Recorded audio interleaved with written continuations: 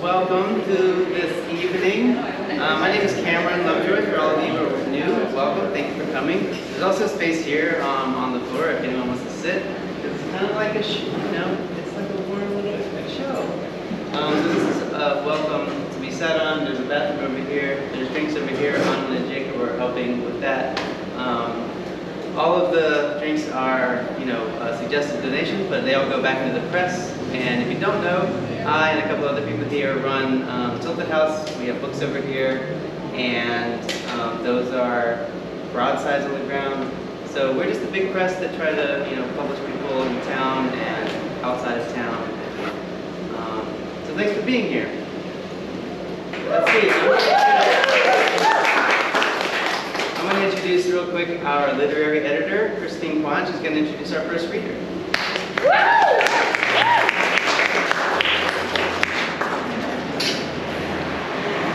Hello. Hi. Oh, thank you, Sean. No problem. Oh my goodness, that's not what I should read. I had the wrong thing pulled up. Okay. All right. Cassandra de Alba is a poet visiting us from Massachusetts. Her chapbooks are Habitats from Horseless Press, Ugly Sad from Glass Poetry Press, Cryptids with Aly Pierce from Gingerbug Press. She's also a poetry reader for Underblong. Okay. Can everyone hear me? Yes. Okay. The first thing I noticed about Cassandra is that she's really good at titles. La Llorona tells me to stop crying, The Field of Dead Girls, Self-Portrait with Rabbit Ears, and 17. These titles may seem casual and irreverent, but they hearken to the tradition of poetry. These titles have read Ashbery's Self-Portrait in a Convex Mirror, Diane Seuss's Self-Portrait with Sylvia Plath's Braid, and Henri Cole's Self-Portrait in a Gold Kimono. Cassandra's titles are teenagers. They have a lot of attitude.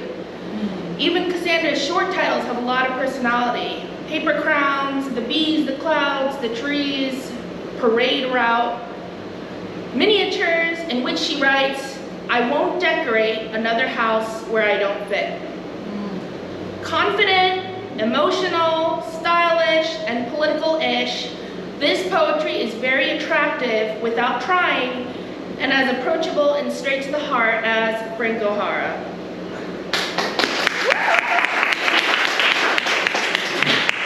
Okay, well those are some of the nicest things anyone's ever said about me.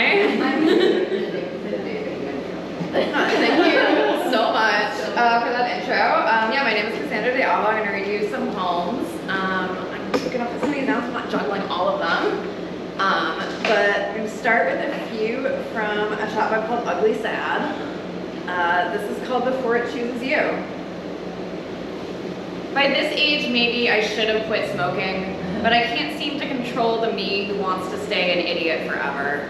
I want to open my chest and find all the dark moments playing there, flickering like a drive-in before the tornado takes it. Here I made up of my worst impulses, body lined with bar bathrooms and casual scars. It's no secret I miss the me who wore that skirt. The way the pinks and purples in the sunset used to open up my throat. The man who asked if he could punch me and then did. This next one is about where I'm from and why I'm like this. It's called Northern New England and Nowhere Else. I went to the woods and the woods said, you're a bitch. Ice melting through my shoes. I get told I'm wrong till I can't walk straight. How many stray cats won't survive the winter is the kind of question I should stop asking. The woods say nothing. I keep spitting blood. This is called A Barbie Dream House, but all the dolls are kitchen knives. Candy clouds through the power lines, the vanishing point of high tension. There's something soft in me. We killed it and it's rotting. Off the highway like another deer, off the highway like another girl.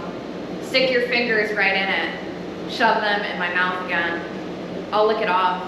I'm a good girl. Mine those twin glows in the dark that just learned to stare back. New eyes and an old skull. If you really want to die, I'll help. Something I should have said about that poem is somehow like fanfiction teens on Tumblr found it, and there's like 1,000 edits of like supernatural characters with "there's something soft in me, we killed it and it's rotting" like in like text over their faces, and like it is incredible and I love it so much. It's so wild. I like learned about television shows I had no idea existed. There's a post of like 1,000 notes and like those lines over like two characters like staring at each other. It's very good. The most famous I'll ever be. Anyway, this one is called, this is one Christine quoted from, it's called Miniatures. In the store of small desires, I touch nothing, afraid to break the delicate plaster hands, dishes the size of dimes. I won't decorate another house where I don't fit. I'm almost ready to risk something the size of my life and full of blood, to ride into town with my twin fears. Obsession, the jacket of knives I look so good in. Desire, a foul animal gone stupid in the heat.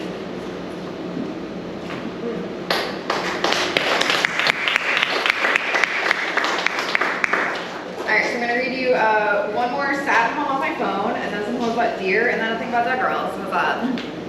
Great. Alright, this is called Parade Route. Hope is an obsolete organ abandoned in the body until it tries to kill us is the theme of this parade. The floats are mounds of gristle and slime. All the lights are aquarium blue, dull and fluorescent. The only music is the hiss of a candle killed by wet fingers. I'm riding on a hunk of gray meat shaped like a shooting star. On my sash is a pun I won't repeat. I'm throwing candy to the children, but it is wrapped in plastic that will never biodegrade. The children are opening their mouths to show me the future, but all I see is darkness surrounded by teeth.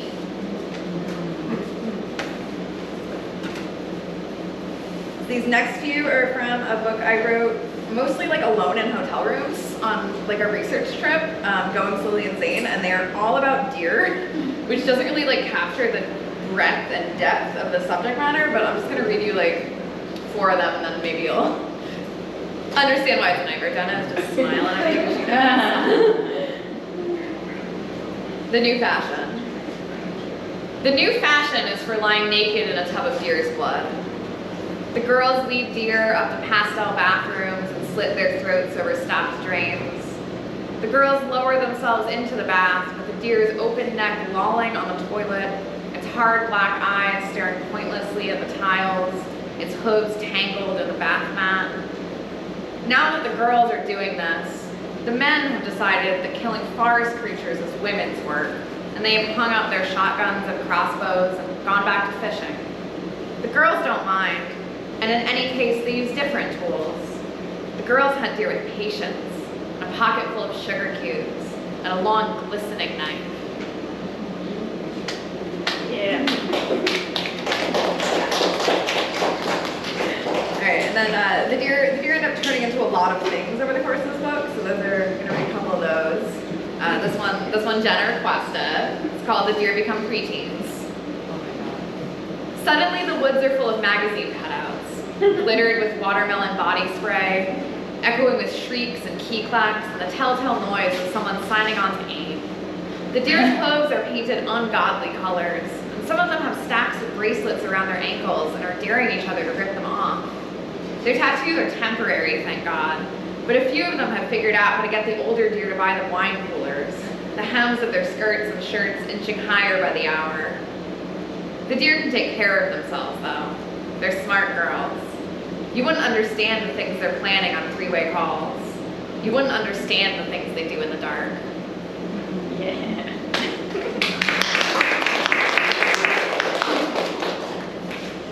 The deer become the moon.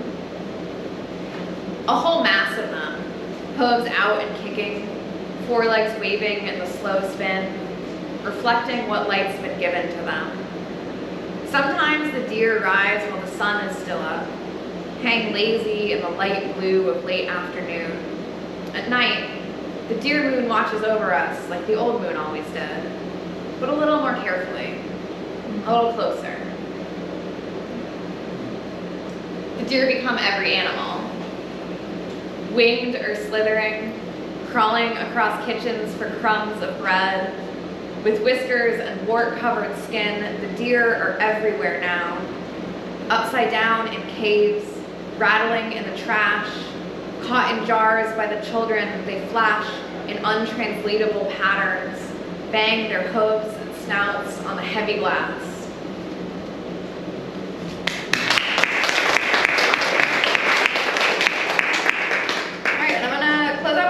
Thing that I initially was telling myself I was writing a long prose poem, and then I was telling myself I was writing a long prose poem that had a plot and some characters, and then several of my friends were like, "You were writing a novel, bitch. That's called a novel." This is the very beginning of it, and it is called "The Field of Dead Girls," and I think this bit is kind of going to explain most of what's happening. A potter's field held unwanted bodies. Some Puritans did not mark their graves, viewing their dead as blessed to have transcended their sinful husks, to have achieved perfection without the weight of flesh holding them to the earth. The dead girls can float, but they still sin. Where are the bodies of the dead girls? In the basements of houses and trunks of abandoned cars. In the woods, mostly, covered over with leaves or under a few flimsy inches of earth. In pieces in an oil drum, cinder blocked to a riverbed, dumped off embankments on nights with no moon. The dead girls don't see this as transcendence. The dead girls want their bodies back. What do the dead girls see? Milk film over their blinking eyes. A world gone on without them. 1,000 petty dramas arguing to an audience of the not bereft. A wave endlessly arguing with the shoreline, stealing a few grains of sand every time. The living dare each other to walk through the field of dead girls, though of course they can't see anything but air. Only the sense that something is wrong, air charged with grief like a storm is always coming. The field where no grass grows, only patches of low bramble with fat, untouched berries. The kind of quiet that hums danger into your ears, fills them with a warning you can't parse. At night, it's never quite dark, even when the Pizza Hut's lights shut off and the nail techs are counting their tips in their cars. Anyone alive who walks through that place feels claustrophobic even out in the open, their skin seeming to tighten over their bones. And anyone who isn't would see how the dead girls follow them in a glowing swarm, pressing from all sides, desperate for warmth.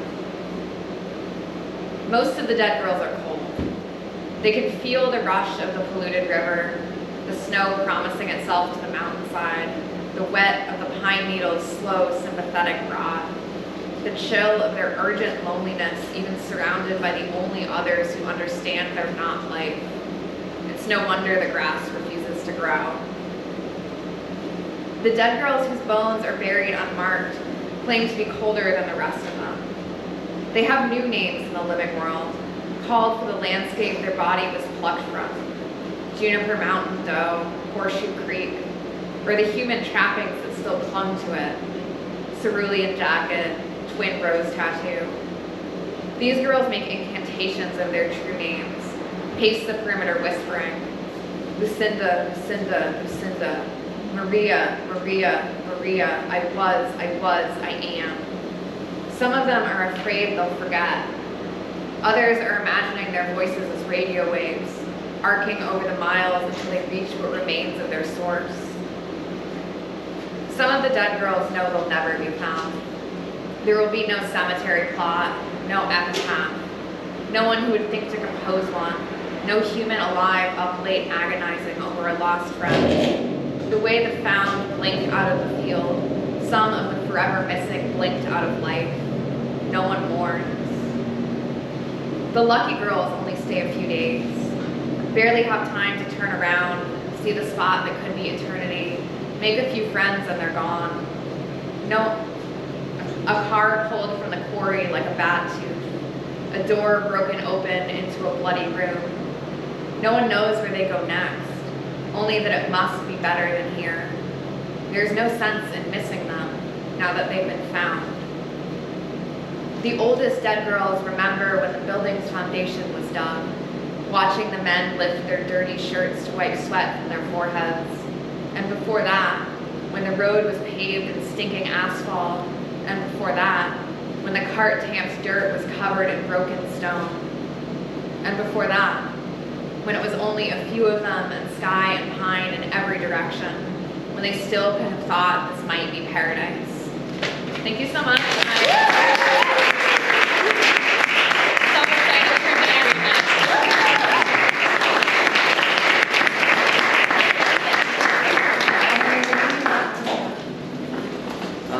Cool. I'm going to introduce our next reader. Woo! Ow! On the first page of The Lumberjack's Dove, her debut book and winner of the 2017 National Poetry Series, GennaRose Nethercott gives us 3 rules for storytelling. The third of these constantly changing rules is the purest way to speak truth is by lying. As poets, artists, we are aware of this distortion of experience, this tilted distillation of truth, this bent glimpse at what was or what could be.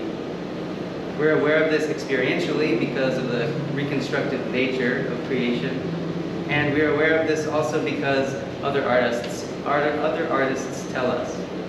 Hence the quote, "Art is a lie that makes us realize the truth." Lying is our mechanism. Like magicians, we are honest liars. Honest because our audiences know that what we are doing is a sort of deception, a deception to exhume the truth. Folklore, these accumulations of knowledge passed down through generations, meets this idea of truth cuddling with untruth, or tales, however tall. A way to transfer ethical or fictional information through a mode we can all understand, story. Having lived under the magic of various folklore in Vermont, Jenna has grown virtuosic in the manifestation, translation, and performance of story, whether as a poet, novelist, folklorist, or researcher for the delightful podcast Lore. Still so good about that. Her writing is chiseled, clear, and like any good story contains no excess except what lies beneath this truth that bubbles up like worms from the dirt. GennaRose has produced books, poetry books, narrative song collections, Cootie Catchers, has founded the Traveling Poetry Emporium, and today the debut novel, THISTLEFOOT, which we are presently raced to experience the proper, deceptive honesty and shadow puppetry. Please join me in welcoming, on her birthday no less, the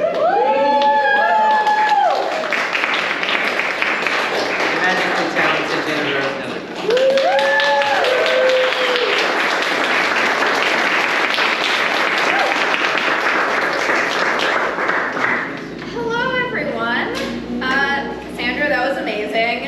Obsessed with this Dead Girls book, and like I cannot wait for it to be done so we can all read the whole thing. It's so excellent.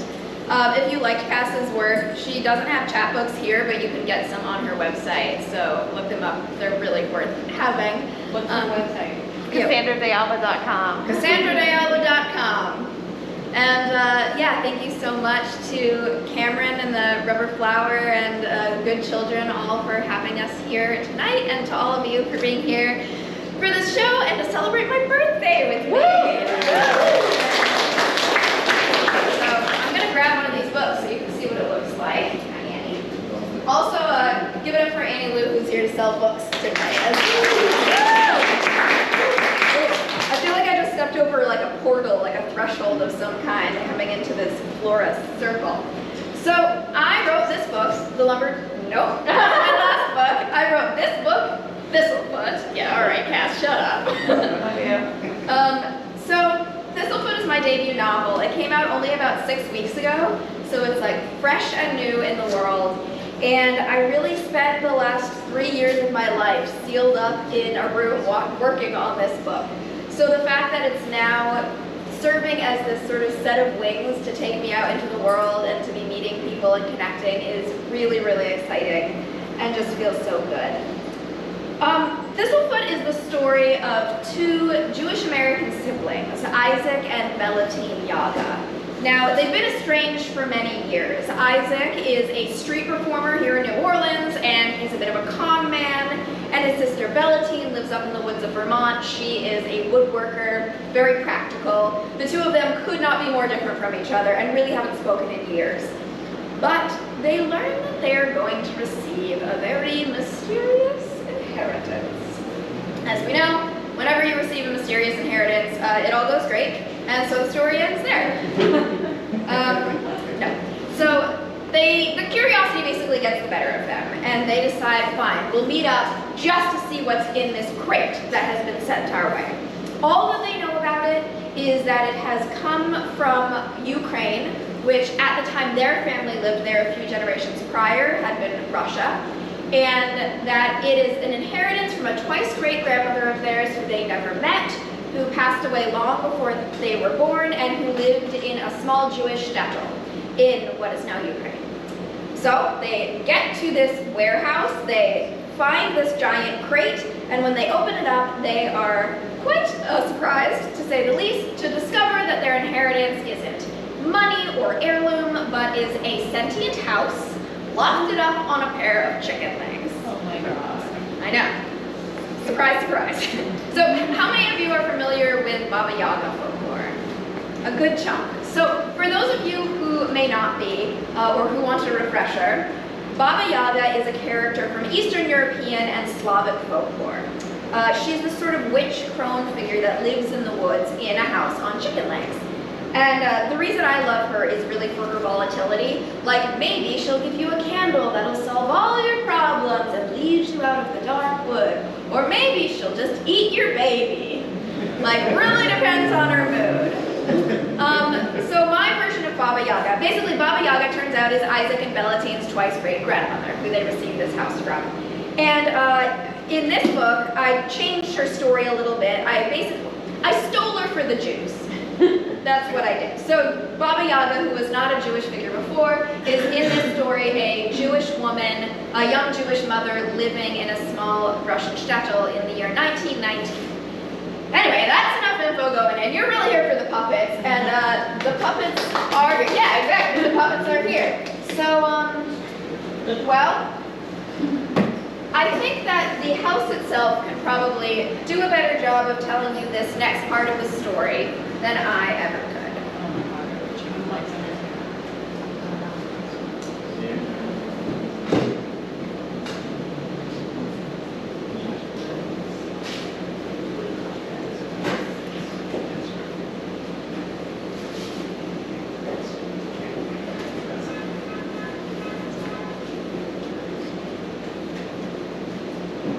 I'm missing one prop. I'm gonna get it. Don't worry. Just out of this giant crate that I carry around all over the country with me, with 50 pounds of puppets inside. Because I don't know how to do a regular reading. It's been a really fun month. I've been actually flying twice a week, every single week, which is absolutely insane. And the greatest terror of my life is like hauling this box of puppets onto an airplane every couple days and just like praying that it doesn't explode.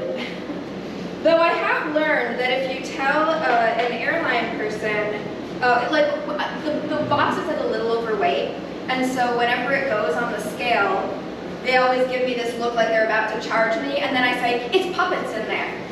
And then they don't charge me. I'm using this every time I travel.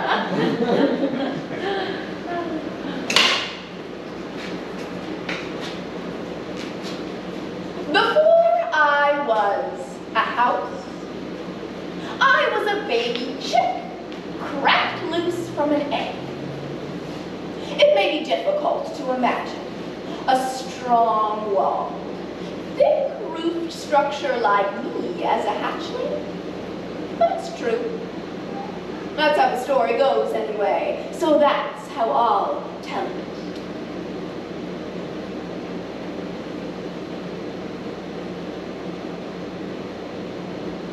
A hen sat on her roost in the dimming light. This hen had no name, No lineage to speak of. No story of her own, save for this one I am telling you now. The farm where she lived was in a Russian shtetl called GennaRose, in what is now Ukraine. It was near spring. The hen heard a goat bray on the edge of the farmland. She shook rain from her feather. As she sunk into the haze sweet musk, a song came to her, though she being a hen did not know what a song was.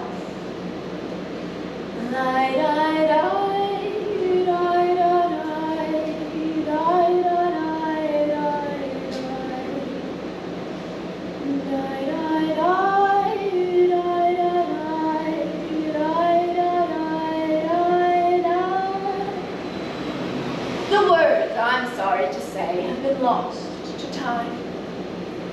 You may write your own lyrics if you like.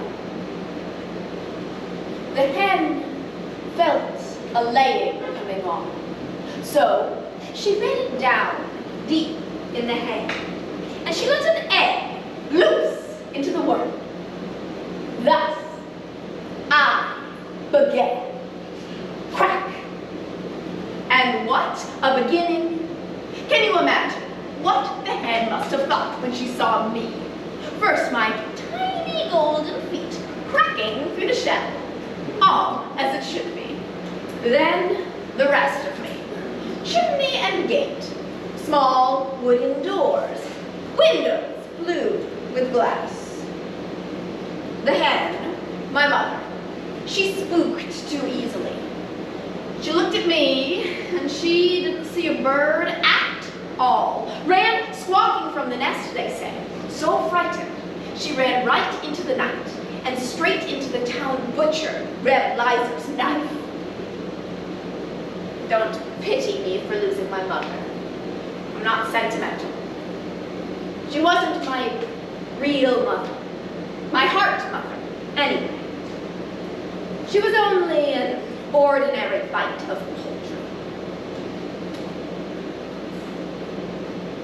This is one story of my origin, but it is not the only one.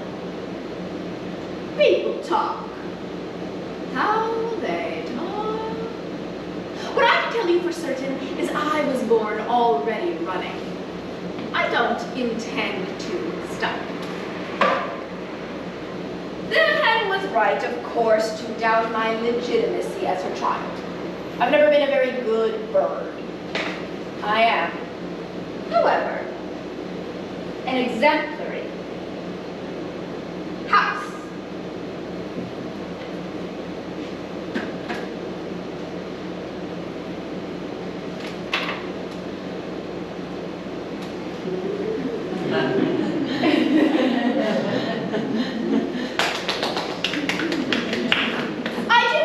Regular houses in two primary ways.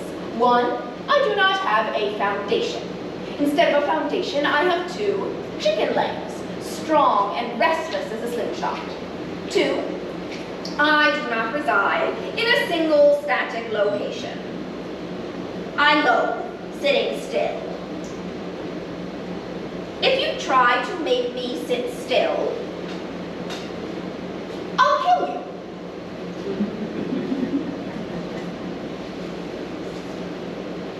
I'm going to tell you what came before. I'll recite it like a folk tale, a memory,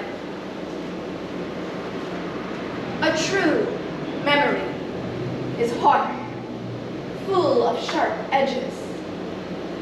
Things happen we cannot speak of aloud. Rememberings are prickly, like blackberry briar in winter with no leaves to soften them. But the worst thing about memory, the deadliest, most brutal part, memory can be forgotten. But a folk tale can never be forgotten, because it wriggles and rearranges until it sits neatly on the heart. It adapts to the mouth of every teller, and it shifts to fit the shape of each listener's ear. And so, the folk tale survives, assimilates, and with it, so survives the past.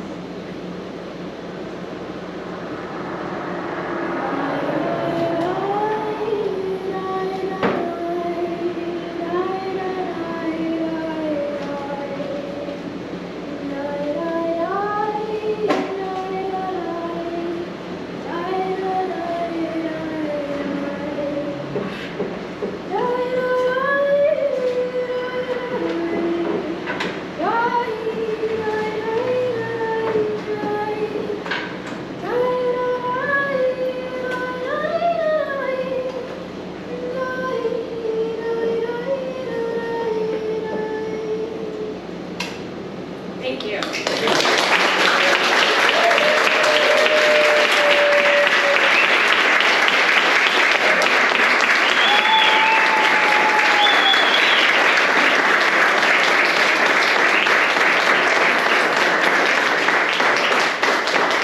One more time for Jenna, everybody.